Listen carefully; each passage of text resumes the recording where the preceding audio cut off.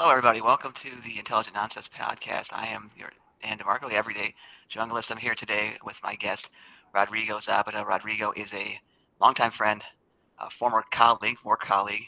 I will let Rodrigo speak to how we met and give a little bit more about his background. But I just wanted to say that our topic today, the focus of the discussion, is Mexican government and politics, and we are not going to specifically, intentionally, we're going to avoid, I hope, to the extent we can, immigration and also the cartels. So the two topics that people have really done to death in this whole Mexican discussion, Mexican-U.S. relations discussion. I really want to avoid those. There'll be one exception to that. We'll get there. There'll be one exception on the immigration part. It's sort of a reverse immigration part. But I want to start. Let Rodrigo actually introduce himself, his background, and maybe he can tell the story of how we met or how we first met or how we know each other. First of all, thank you, Dan, for the invitation. So I'm really happy to be here with you and your friends. So as Dan mentioned, my background is in political science, particularly international relations. But as my career progressed, I started out working in public sector for the Singapore government on the trade and commerce side, and then moved on to work for the Mexican government and mostly focus on the agri-food sector. So I was chief of staff for the Minister of Agriculture before I joined DuPont. So I moved to the private sector and I continued to be in the food business. And that's where I actually met Dan at DuPont. We were both at the food safety diagnostics business. And I remember the first time I met Dan in a cocktail, must have been in Wilmington, Delaware. And we started making introductions and he asked what was my background as a good scientist would ask. And I said political science. And then he went silent. And he said, "Can you explain a little bit what that means?" I don't understand both words being together in the same room. So I basically told him, I know that our business has a lot of relationships with the government, with the public sector, and having worked there, I have an expertise to understand how public officers, elected or designated, think, act, and work. And I also understood the private sector. So in a sense, in a nutshell, I became a translator. So when Dan and the technical team and scientific team had a proposal or had something to say, I would put it in the language of the government officials and vice versa. So I also learned the science side of the equation. So I'm a passionate and amateur scientist, I would say. Yes. Well, let me jump in here real quick and add something. Sure. So DuPont did not hire political scientists, okay, at the time. Just so people are aware here, this is a very unusual move to hire someone like Rodrigo. I thought it was a really interesting move, a really great move, a very smart move, but it was not the kind of thing that DuPont, which is a very old and stodgy corporation, would normally do. They were hiring, technical people, PhDs and whatnot, or MBAs, that sort of thing. But so it was an unusual move, and I really appreciate it. But so it speaks to the quality, though, of Rodrigo, the fact that DuPont would give someone like Rodrigo a chance, because normally they would not have done that. So nothing against you, Rodrigo. But No. And I fully agree with you. And I think that was something different. And I was also very interested in joining DuPont for that particular reason. And from there on, I kept and continued working in the biotech and agri-food sectors.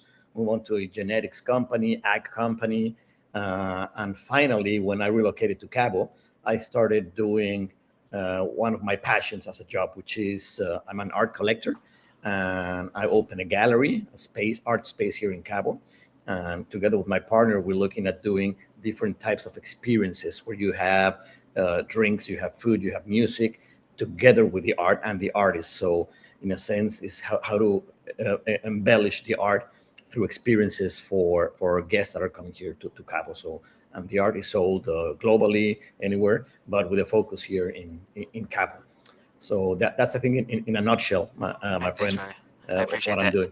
I think you said it well. It's interesting. You have a very well-rounded background, to say the least, and the art thing is amazing. I had no idea actually that you were into art at all at the time you were at DuPont. That's something I've actually just learned fairly recently, but it's really cool. It's really pretty amazing. But I did want to start, and I said I wouldn't talk about immigration. This is the one thing I want to talk about immigration to start, which is there's a common misperception, I think, in Mexico among the immigrant community, which I am a part of. So I'm an immigrant in the country of Mexico, being a U.S. citizen living here as a permanent resident. There's an article in the Mexican Constitution known as Article 33. And I'll read you what it says in English. It says, "The President of the Republic will have the power to expel from national territory any foreigner, according to the law and after a hearing. This is the key part, foreigners may not in any way participate in the political affairs of the country." So basically what it says is that the president has the power to throw anybody out of the country they want for participating in the political affairs of the country. Now, that's a pretty broad statement there. So this conversation I'm having with Rodrigo about the politics of Mexico could be construed as participating in the political affairs of the country. And so and there was and I was worried about that. Okay, so I did some research because I'd heard of this Article 33, and some immigrants were talked about. We're fearful of talking about politics in Mexico for this reason. But maybe I'll let Rodrigo explain why this really it's not an issue. I can talk about politics. I can have opinions about politics. I can't participate in the sense of advocating for particular politicians or joining a political party. But these sorts of conversations, which are educational, primarily educational, there's no issue with. And maybe Rodrigo, you can expand more about why that particular article is in the Constitution, the Mexican Constitution. Correct. So it all falls back to the early 20th century and the 19th century when Mexico became independent from the Spanish crown. And then we had our revolution in the early 20th century. And at that time, there were a lot of foreign interests, mainly in strategic industries, oil being one of those, railroads being another one. So the Mexican government identified those as strategic sectors and took control actually of the oil industry even up to today. So one way of really curbing and controlling foreigners was by implementing the so-called Article 33 that gave that really very broad powers to extradite anybody. So that was they were afraid. They were basically afraid that these foreigners would try to incite insurrection or try to take over the government, that sort of thing. It was a fear.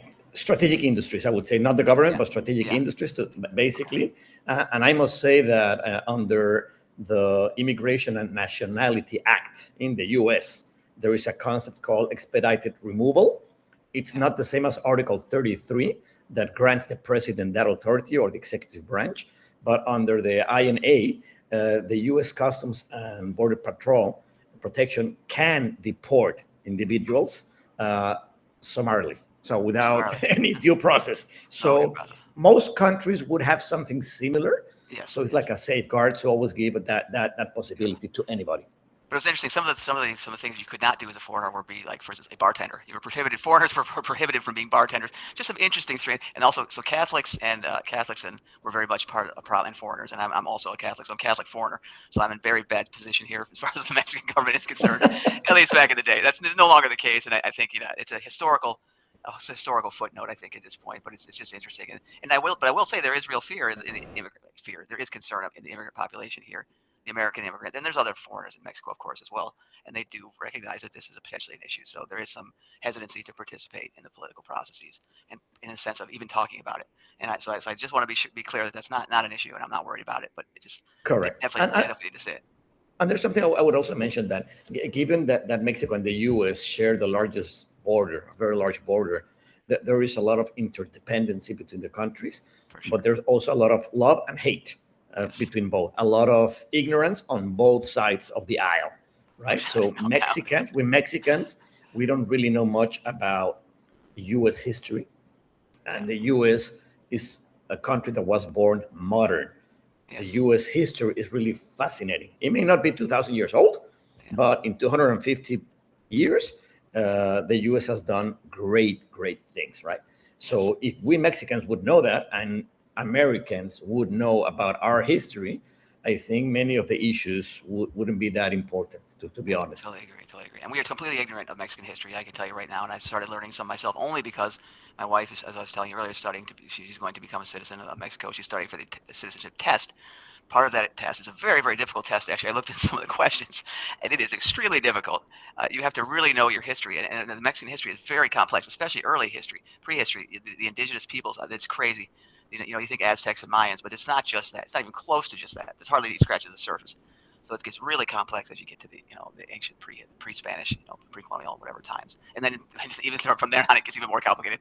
So it only gets more complicated. So. And you've had so many presidents, it's ridiculous. I mean, it's ridiculous how many presidents you guys have had. So many presidents, and before the revolution, we had many warlords, right? Yeah. So many clans, many groups, even under the Spanish crown, there were a lot of different groups. So there's a historian in Mexico that explains this very well. And he said, the conquest of Mexico was done by Mexicans. So the Spaniards allied with the Tlaxcaltec clan. And that's why we say that the conquest was done by Mexicans and our independence was led by Spanish that wanted to become independent from the crown. Right. So Right. that's part of how our history works. And then when we want to describe the relationship with the U.S., another president in late 19th century had a phrase, and he said when he was asked, "So how do you feel?" Right? He said, "Well, we're so close to the U.S. yet so far away from God." So, and that really sums up how complex the relation is, for Yeah. good and for bad, right? So, I mean, we're together anyway, like it or not. Yeah, no, There's I an hear you. I'm with interdependency you in both for countries. sure. Especially, and I feel it so. Here, and you do too. I know in Cabo, which is, and I'm actually going to show a map. I thought I would include Sure. people. I don't. People are pretty ignorant of Mexico. I got to say, and that, no, it's nothing against them as people. I mean, it's just something you don't really think about with the extent, other than perhaps in context of the immigration debate. But just so people are aware, here I'm going to show a map of Mexico here. So here's Mexico, in case you didn't know, and here's Baja. So this is how many states are in Mexico? 23. I don't even. I should know that, right? 31 states Jeez. and Mexico City. Well, that's close. So 31 states. Yes. Anyways, I'll get there. So 31 states. So and it is the United States of Mexico officially, correct? Is that the official? The United Correct. States of Mexico. So Yes. just like the United States of America, but it's the United States of Mexico. There's 31 states and plus Mexico City. But so there's Baja California and Baja California Sur are two of those states. I live here in Baja California, which is the northern Baja, and it's this is California here. Let's go zoom out here so you can see. Here's California, and then here's Baja. Okay, and then the main, what I call the mainland Mexico, is this kind of this right here, which is basically Texas Arizona border, and then south of that, of course. And so yeah, so people who if you're not familiar, and I live way up here, like where this little blue dot, not quite that blue dot, but way up in here, really close to the border with near San Diego, just south of San Diego, 45 minutes away. So I'm right at the border, and so I feel the Mexican-U.S. relations, whatever you want to call it, I really feel it a lot because we are obviously about as interdependent as two countries can be near the border like that. So and even Cabo, which is, I should have said, Cabo is down in that Baja California Sur, the southern part of the Baja Peninsula, but also close-ish to the border, even though not quite as close. But Cabo is a very international destination, as I understand, a very wealthy destination. Correct? Am I Yes. correct in Yes. that? So yeah, we have two poles, I would say, in terms of tourism. One is Cabo, mainly in the Pacific Ocean, and then you have Cancun in the Caribbean. So those Right. are the two bigger tourist regions And with why sea. is that? Why do people go to Cabo? And is it just because of the beaches or the history? So you have the beaches, you have the climate, and also you have an effect that is true, even though it's a peninsula and we're at the tip. For all practical reasons, Cabo is an island. Yeah. So it's really separated from California and from Mexico, from the mainland, so to speak. Yeah. And also, when you look here. at, So here's where Cabo correct, is, right down there, the right down tip. there. Yeah.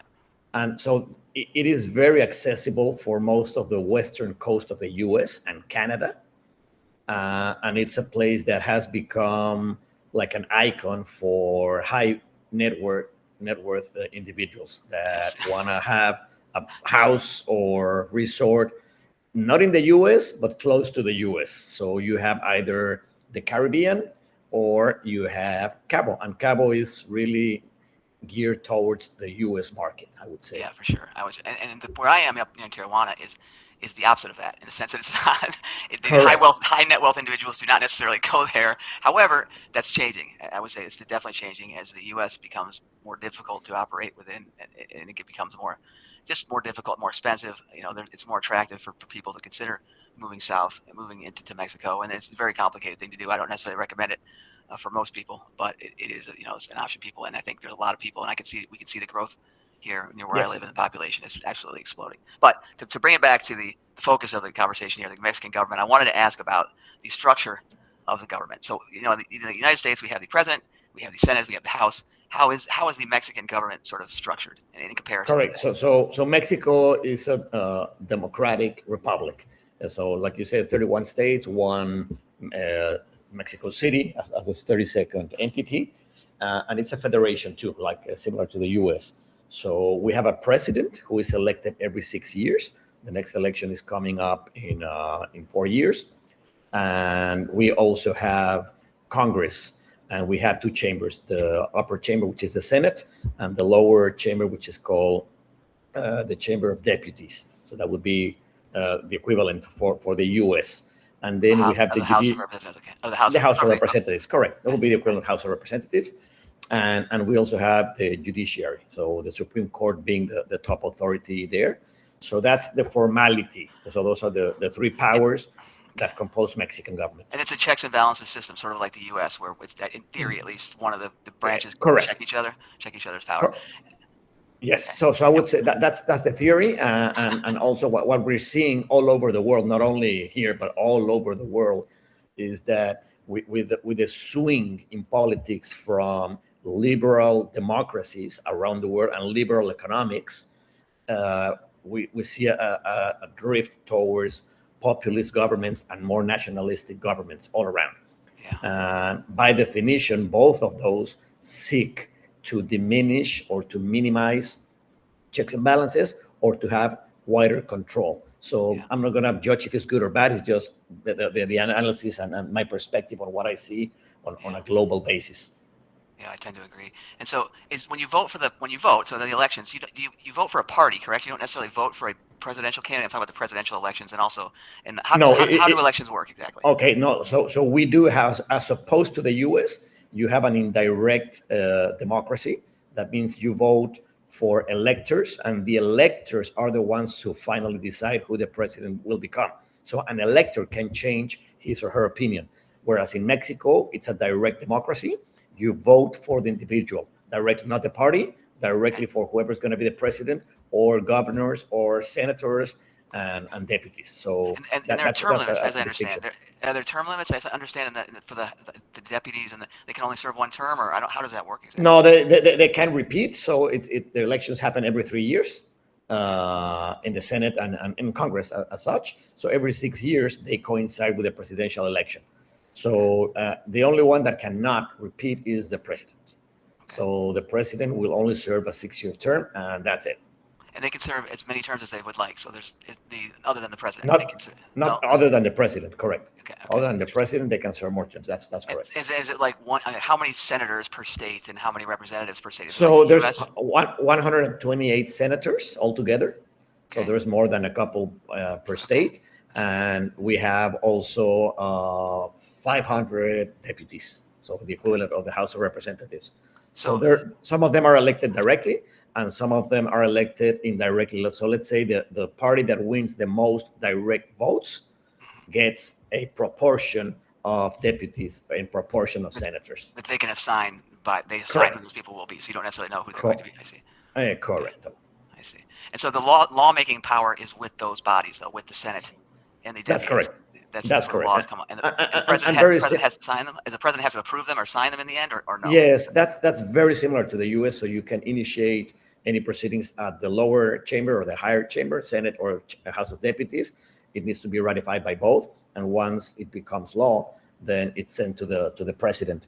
So the president can sometimes veto and go back. So that happens also. And there's procedures for overriding vetoes like the U.S. has. I mean, there's all those procedures in place, or no, or the veto final. Yes, there are procedures, but actually, we have a multi-party system as opposed to Okay. the U.S., where you have two parties. So Yeah. here you have a lot of negotiations going on while there's a draft of a proposed law. So usually, when it passes both chambers, it usually represents the majority, and so there's seldom a veto process that goes on formally. Yeah, yeah. I see.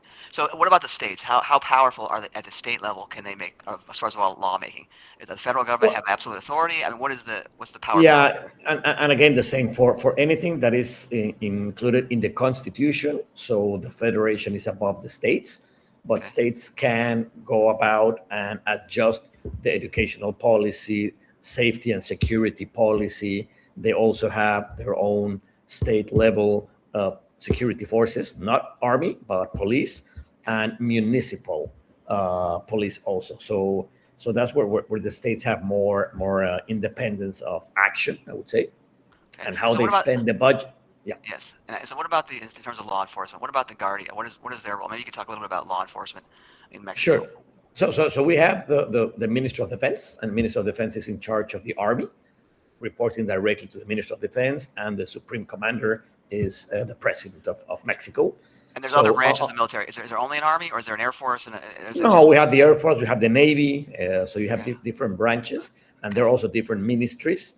And then you have also the public security ministry. So Okay. the public security ministry is more focused on intelligence, counterintelligence, and the day-to-day operations to maintain the country safe and the fight against the drug cartels. So that's the public safety ministry. But the Minister of Defense is the one in charge of the army. So they actually work hand in hand. And the National Guard that we have right now is basically de facto working under the auspices of the Ministry of Defense. So So military. everything is, Okay. like vertically integrated. And this Okay. was a big change that started in the last presidential term under Andres Lopez Obrador. So he really brought the National Guard under the army. So there's a lot of discussion if that's really a good The idea or idea, not. yeah, the idea was to make the corruption, right? Essentially, there was local police corruption. My understanding and thinking was there would be less of that if you had this Guardia, the Guardia over those people, kind of to oversee them. Correct. Which to a certain extent makes sense. If you look at it, you have a centralized command, so you can control everything. But in every government around the world, like in any company, there's always one rotten apple here and there. Yeah. So what happens when you concentrate power, and that's the basis of what politics means, how to distribute resources and power. If you concentrate it, there's always the risk of Abuse, yeah. taking it in a different direction for other interests beyond the country's interest. So that happens everywhere, and that's why democracies want to have checks and balances. Yeah, for sure. And I will say, I feel when I see at a local level, I see the police. I've been extorted by the local police here a couple times for money, basically, pulled over and extorted. But when I see the Guardia, that's not happened, and I feel like at least I feel like maybe this is the wrong way to feel that they are not, they're incorruptible. Maybe that's a wrong perception, but at least the perception that I have is that they're sort of. I feel good when I see them. I don't have to worry about being pulled over and extorted for a bribe when I see Guardia. But No, when I see local police, I still feel that way. So I think you're right. The perception is that the National Guard is doing a good job. It's quite one of the most popular institutions. It used to be the Marines. Let me tell you, historically, the Marines were the highest ranked institution in Mexico. But ever since the last 6 years, that there have been cases of involvement in corrupt acts, that has diminished, and the National Guard is improving its stance there. yeah, and they're more associated with the Army, the National Guard. I would say more. Correct. Right. Correct. Correct. Okay. Huh. Yeah, that's really Yeah. interesting. Yeah, Yeah. for sure. I feel that personally. Again, I don't not knowing the detail of how it is in the rest of the country of Mexico. I think that's. Yeah, it depends on which state you're in, but I mean, I would say that ideally you don't want to have anything to do with any of them, with Yes. any, either the municipal, state, or federal safety forces, right? Yeah. But if Yeah. you have to choose, yeah, I think the National Guard, La Guardia Yeah. Nacional, is one of the Yeah. good ones. Yeah. So you're from Mexico City, correct? You were born there, or where were you born exactly? Yes, so I was born in Mexico City. Both my parents are Mexican. My heritage, I have a grandfather from Spain. I have a great grandmother from a local Tarahumara Indian culture in Mexico, in the northern state of Chihuahua. Okay. And since I was very young, my parents just very wisely gave us the opportunity to live abroad. So Yeah. well, my When did you heart move? is Mexican, but I've Right. lived in Japan since I was young. I studied there for 2 years Japanese in high school. Well, actually, in summer vacations, and then when I finished high school, I went for a year, and I did 7th and 8th grade in Germany. Okay. So you're in Europe. Okay. And then after I studied my undergrad, I started a master's program in Singapore. Yeah, so I was thought I was going to live in Asia. How many? Yeah, as I said, how many languages do you actually speak? Well, Spanish, English, and I would say 70% German. I still remember, but I forgot most of my Japanese. And I was there about 2 months ago, and it was very sad. So I couldn't understand squat. Yeah, that's a gorgeous place. I love it. I really love it there. Yeah. So let's go back to energy real quick. So not real quick. Let's Sure. go back to energy. So one of my favorite Mexican holidays, Oil Expropriation Day, the day that Mexico declared nationalized the oil fields, and it's worked out fantastically great. They lucked out because right after they did this, the world was pissed I've read a little bit about the history here. The world was super pissed. They were about to come down hard on Mexico, and then World War II broke out. Mexico lucked out. Everybody forgot about the whole stealing of taking of the oil thing, and they completely lucked out by World War II. But in any event, I mean, and it turned out really good for the country because now they control the oil and they control the prices to an extent, or almost a complete extent. They control the price of gas, which has remained relatively reasonable across the country versus the U.S., where it has not. So maybe you could talk about the history of oil. So the expropriation is something that has been cherished by presidents every single year. So I think in the beginning, it was a very positive result for the Mexican government as a unification process. So it was not only an economic issue, but it was also a political unification tool for the one-party system we had for most of the 20th century, for that party to really have control of the resources. And what was the president was that signed the Cárdenas, Lázaro Cárdenas. So that was a good move, and I'll stop right there because after that, when you have politicians managing a private business, doesn't work out very well. I would say the only exceptions there, or maybe a notable example, is Singapore. They do a very good job at managing companies, but governments don't. So it became a mess, and nowadays it's a white elephant. It costs the country a lot. It's going broke. It's not working well. Pemex is not a successful. I view Pemex as a very successful organization or business. Not at all. Oh, I did not know that. So our production is dwindling. Is coming down hard. We used to produce over 2.5 million barrels a day. Now it's below 1 million at a very inefficient rate and cost because the state, by law, controls everything: research, exploration, exploitation. So it's not a lack of availability. There are oil wells to be had, or they're not. Correct. No, there are, but now you need a much more sophisticated technologies. Like horizontal fracking, and it goes down some couple of miles down in the Gulf of Mexico. So for that, you need a lot of resources, right? And you need to have long-term plans, which Pemex doesn't have, because for many decades, Pemex became the bank for the government to do whatever they wanted to do. So we never really plan on not working Pemex against the wall. So now, that's interesting. So what is the structure? What is the role of Pemex now? So Pemex is a government owned. It is the government essentially, right? The government owns. It is the government. It is a government owned company, state owned. So if you work for Pemex, you are working for the Mexican federal government, correct? Correct. And are you paid well? Pemex, are those jobs really desired, highly desirable? Well, not anymore because Pemex is really going south. And in the last presidential term, it was run by an agronomist. So yeah. With no clue about oil at all. That didn't help out. So this is something that it becomes a hot potato for any president. Yeah, right. It's one of those things you cannot change, because changing the constitution would not be popular at all. It would imply that we're giving the oil back to foreign companies, foreign interests. I understand that. So and it's part of the constitution that the government owns the oil company. Correct. And there's no chance the government can just shape up and become a good business owner. That's not going to happen. Well, I don't think so, because you have different incentives and different ends, right? And also something important is that the government has opened the possibility for exploration to be done by the private sector. So there are public bids now that allow foreign companies. Are there foreign companies? Mexican companies. So they can be. You can incorporate in Mexico. It can be whatever company from any country, but you have to incorporate it in Mexico. So that's starting to happen, but not at the rate that we need it, right? And then the recent changes to the energy law also state that a bit over 50% of the energy needs to be produced by the government. Really? So we also have 50% has to be. Yeah. So we have an electricity state-owned company too, and that company is the one that produces the electricity. So it has many substations that run on what's combustolio, the main component of oil.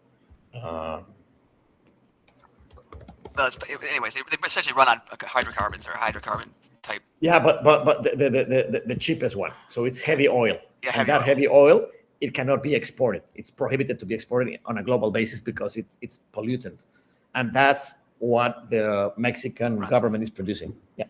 Wow. So nuclear. I mean, what renewables. I don't see a lot of that talk about nuclear. Although you have your president comes from a green energy background. Claudia Scheinbaum spoke. She has written papers in the area of renewables and it has some renewable street cred. So, but I haven't seen major. Although I do understand there are buybacks or there's some incentives to go to install solar panels and such. And we've Yeah, heard. so there was a very important energy reform about 10 years ago that really promoted the development of renewables, wind, solar, Yeah. basically.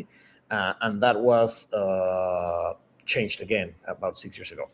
So just a push Change in a back. bad way or so rolled In a, back. in a bad way for the country because that means now the government gets to produce 50% and it's not renewable to say the least. So we're taking longer to move to renewables. So you could basically have solar panels in the whole of the Baja Peninsula, Yeah, for sure. and I mean, that where would we live is be ideal. And enough for the wind power too, where I am around the water. I mean, wind power wind would be power in the the whole deal. south east of Mexico. There's a lot of turbines there, Yeah. but just to give you an idea, the whole Baja Peninsula is not connected to the grid.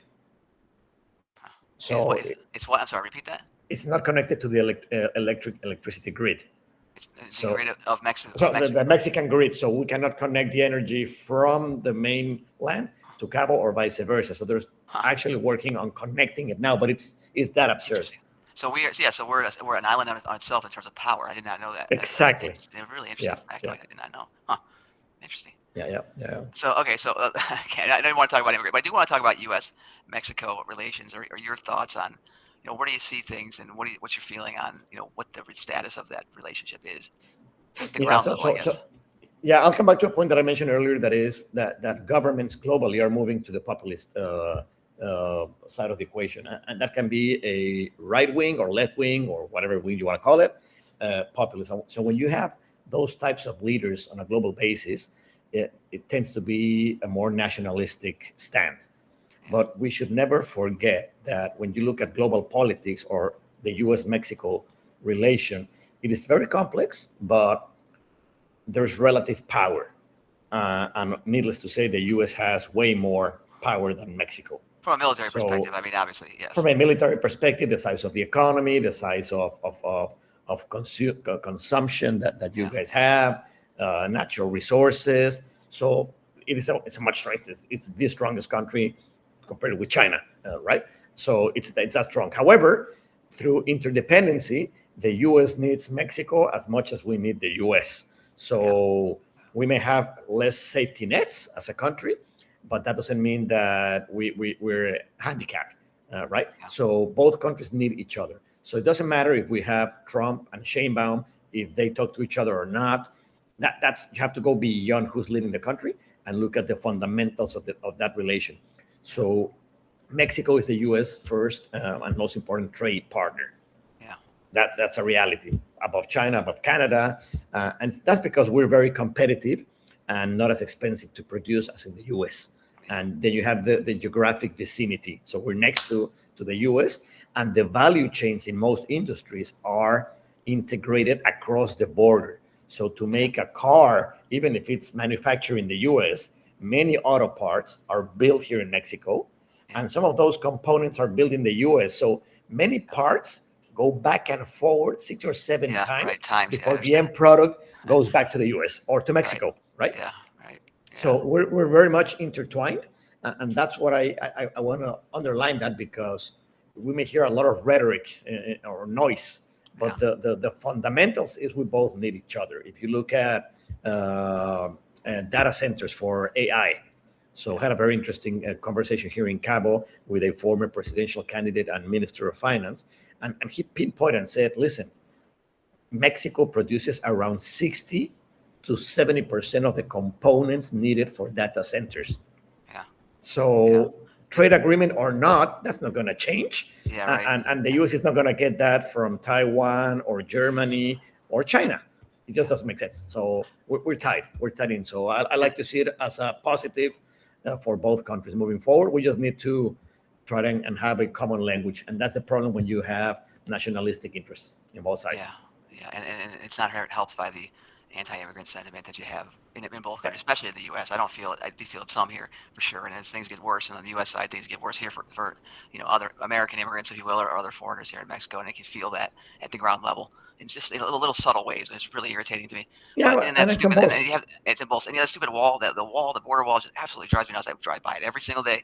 It's a thorn in my side constantly. I look at that thing and I say, what in the, and it just drives me crazy. I can't wait till that thing comes down. It's gonna be like when the Berlin Wall fell. I was around. I guess I was around. I was there, but and I foresee. I hope, Yeah. very much hope we have the same sort of thing with this stupid wall, this Mexico wall, which is absolutely just ridiculously stupid.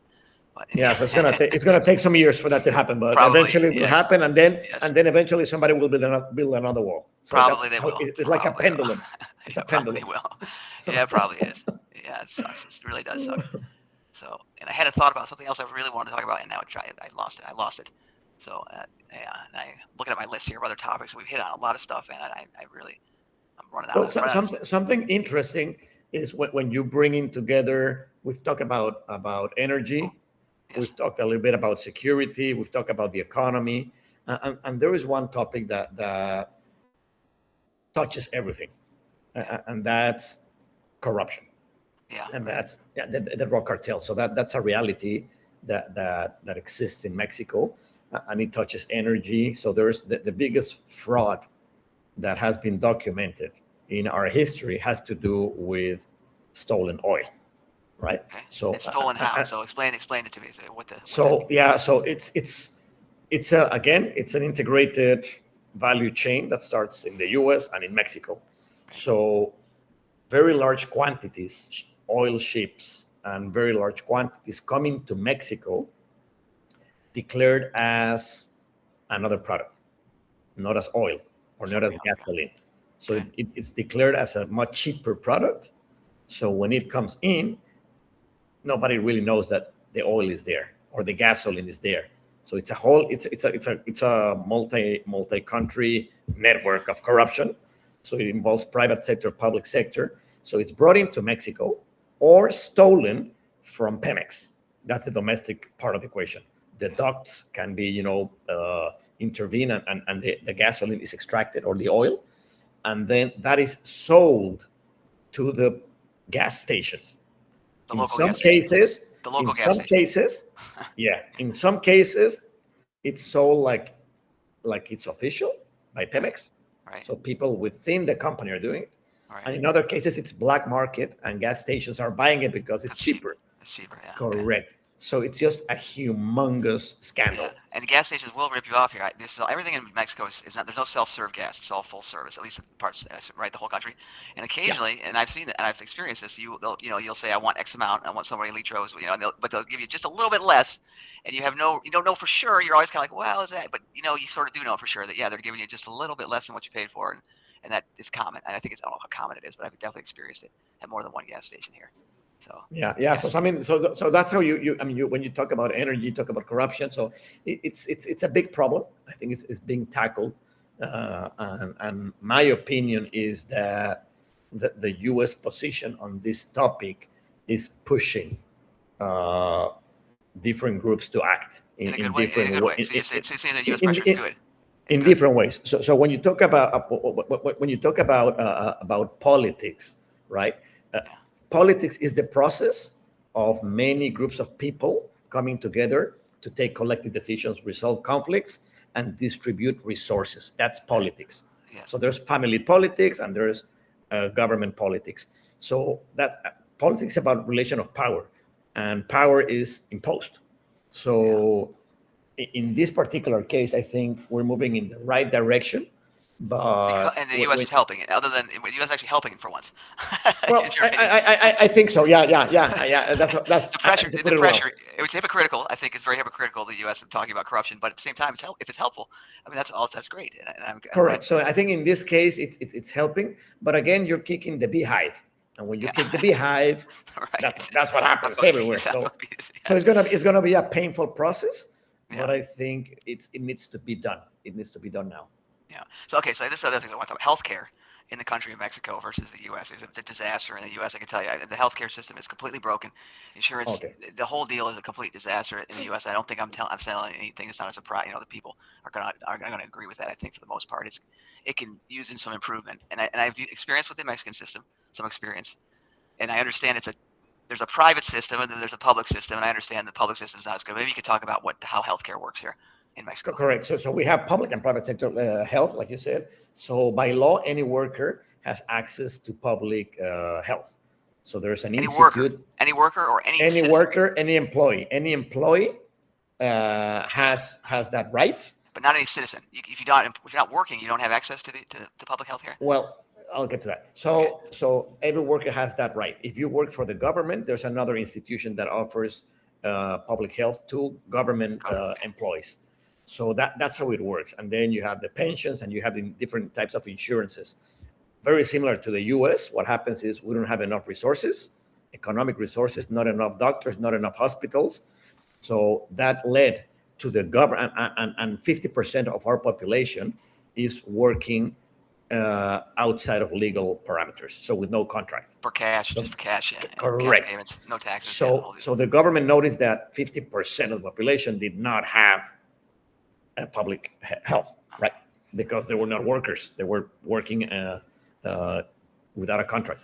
So there was a new institution put in place whereby the federation, the states, and the private sector inject money to give public health to everybody that does not have a formal job. So, because that's a reality of the country. How long ago was this? Was this recently? This happened 20 years ago. Okay, 20. Okay. 20 years ago, and then that institution was eliminated about 8 years ago. Okay. With the idea that it didn't work out, that it was a corrupt institution, and we were going to have a revamped public health sector, which hasn't happened yet. So right now, we're even worse than before. There's no medicines, there's no doctors, no hospitals, enough to serve the population. As for the private sector, you had the option of having private healthcare, but that's for the minority of the population. Yeah. So, and that works like any other place in the world. So in most private companies, employees will have one type or other of private health. So public health is a mess, is a real mess. And I would say the private healthcare system here is very good in my experience with it. If you have money, it's like, I guess it's probably like anywhere, if you can afford it. And affording it here is a very different scale. That's the thing that people may not appreciate. Top-notch healthcare here is still affordable in the private sector, whereas top-notch healthcare in the U.S. without insurance is not affordable. So I had a surgery here, that I could actually pay for out of pocket and not break the bank. And it was a fantastic surgeon, and a really great hospital with really great stuff, and so that's not something I could have done in the U.S. Without insurance. Even with insurance, the reason I did it in Mexico was it was going to cost me more with insurance in the U.S. to do it than it costs out of pocket with no insurance here in Mexico. Yeah, but here's the thing. So you're paying in U.S. dollars. So so for the average Mexican, yes, private health is not a choice, not affordable at all. So that's the reality of the country.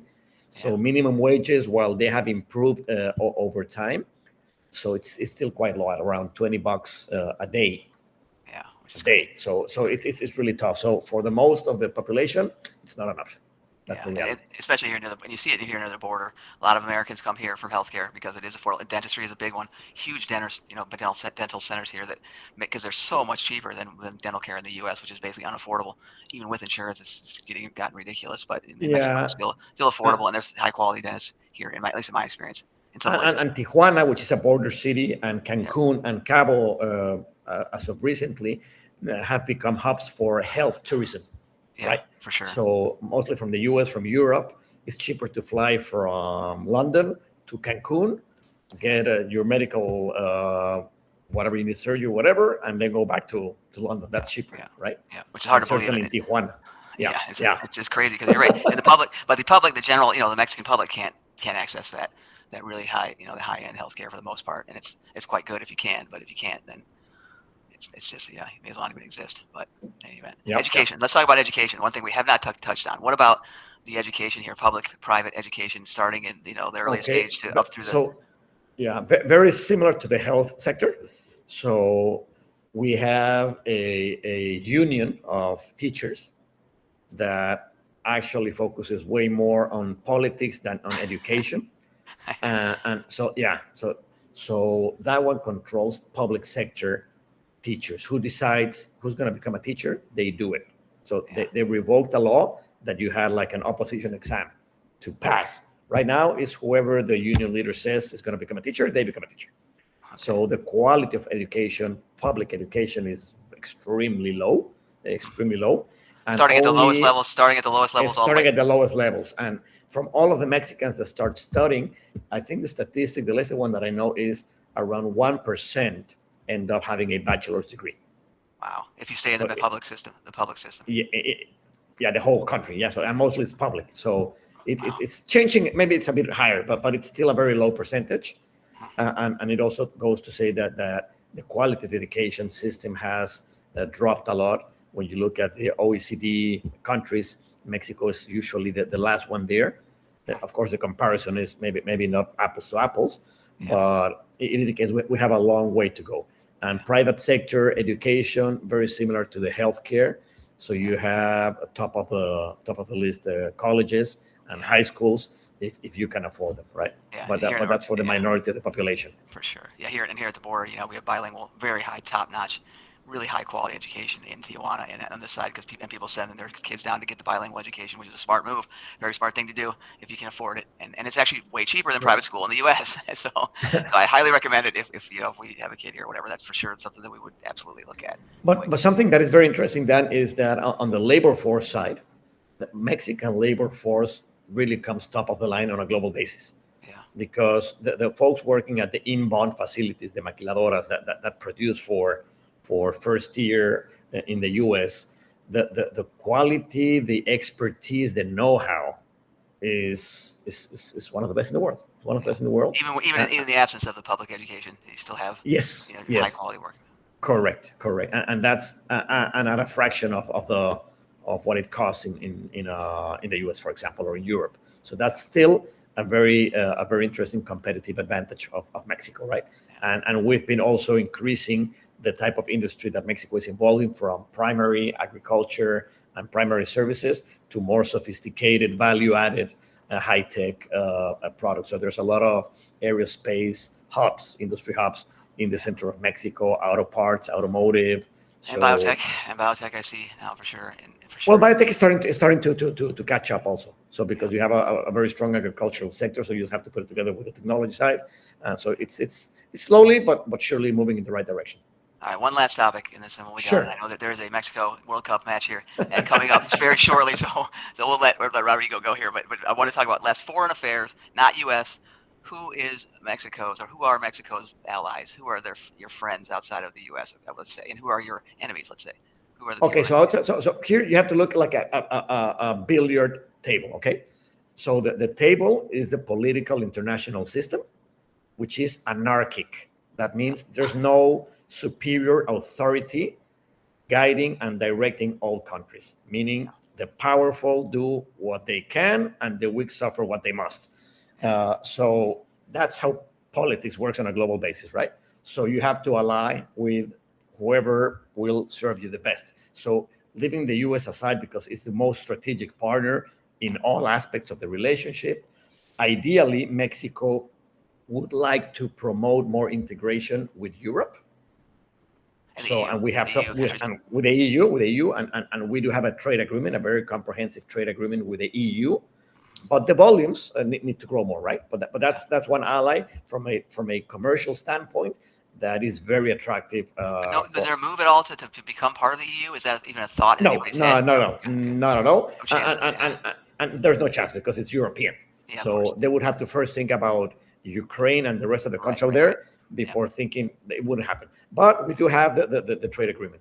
Secondly, Asia, even though it's a bit farther away, ideally we would develop a stronger relation with China and Japan, but mostly with China because of the scale.